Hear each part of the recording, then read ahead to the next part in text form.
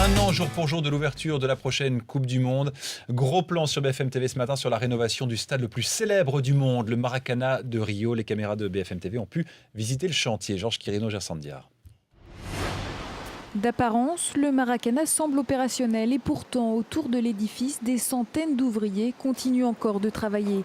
Certains même sur le toit du stade. Pourtant inauguré le 2 juin dernier, le temple du football n'est pas encore totalement prêt à vibrer. Le Maracana, pour moi, c'est un symbole de la culture brésilienne. Je n'ai pas encore pu visiter la nouvelle enceinte parce qu'il y a toujours des travaux, mais je l'aime bien. Je le trouve encore plus beau que l'ancien. Le nouveau Maracana, c'est comme ton ex-petite amie. Tu penses à elle parfois, mais tu aimes quand même ta nouvelle copine. Quand je pense au Maracana, je me rappelle surtout des grandes tribunes en béton. Mais qu'est-ce qui est mieux? Des sièges, parce que c'est plus confortable. Terminé les 200 000 places debout, plus que 80 000 sièges à la place des bancs en béton. Une rénovation dont le budget ne cesse d'augmenter. Le Maracana de 1950 n'est plus qu'un lointain souvenir. J'espère que le Brésil ne reproduira pas la défaite honteuse de 1950.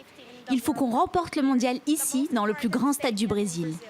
64 ans après cette défaite en finale de Coupe du Monde face à l'Uruguay, les Brésiliens espèrent donc une chose, soulever la Coupe du Monde le 13 juillet 2014 dans leur nouveau Maracana.